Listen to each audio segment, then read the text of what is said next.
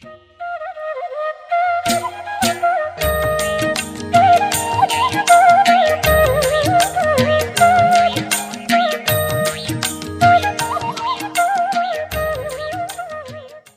word silk spells magic. It is synonymous with beauty, luxury and comfort.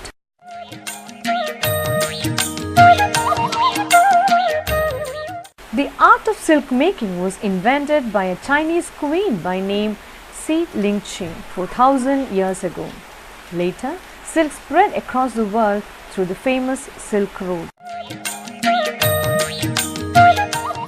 Silk is produced by a tiny creature, an insect called silkworm. The mulberry silkworm, Bombyx mori, got that name from its food plant, mulberry.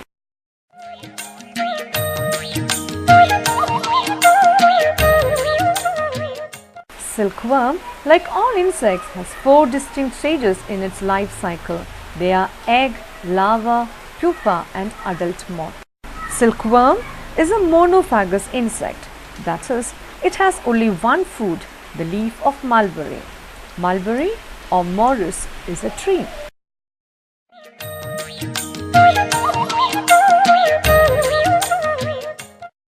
This is the flower of mulberry.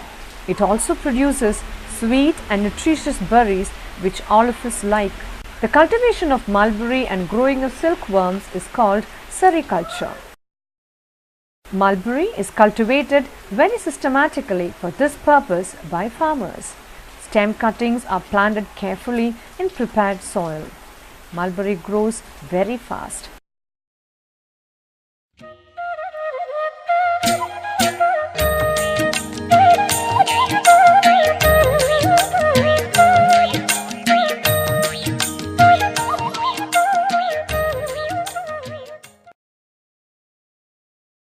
Here is a mother moth preparing to lay eggs. A moth can lay 500 to 600 eggs.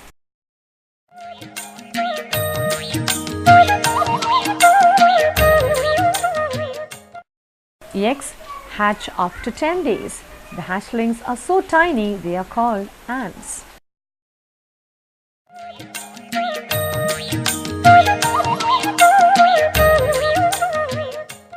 This is the magnified image of an ant. The young larvae are very hungry. They feed on mulberry leaves and grow very fast.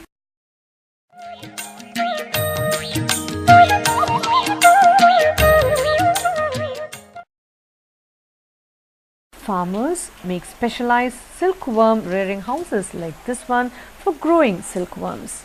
Inside these houses, wooden racks are placed on which they prepare a bed for the worms.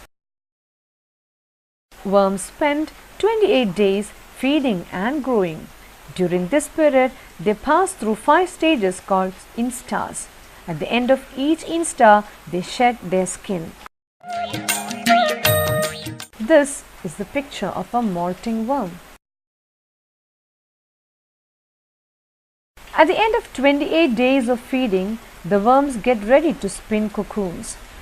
They are transferred to a specialized equipment called moundage for this purpose. It takes 48 hours for a worm to spin a cocoon around itself.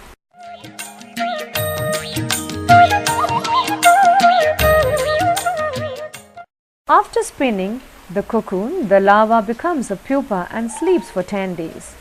During this sleep, it changes itself into an adult moth. This process is called metamorphosis. On the 10th day, the adult moth emerges by penetrating the cocoon shell. Its saliva helps in dissolving the thick shell and making it unusable. If we permit the moth to emerge, we don't get silk, so we kill the pupa before it emerges. Farmers sell their cocoons in cocoon markets like this one. Reelers purchase cocoon from the farmers to reel out silk. Reeling is a highly skilled job. Cocoons are boiled in water to loosen the silk.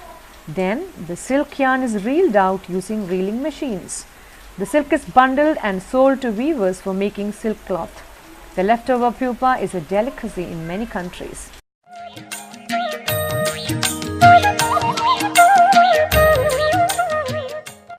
The silk yarn is then woven in hand looms or power looms into beautiful fabric. Gold-plated silk yarn is called zari, which is used for decorating gilt work of saris, fabric, etc. Thousands of cocoons are needed to make a sari. Next time you see a silk sari, remember the tiny silkworm and its sad story.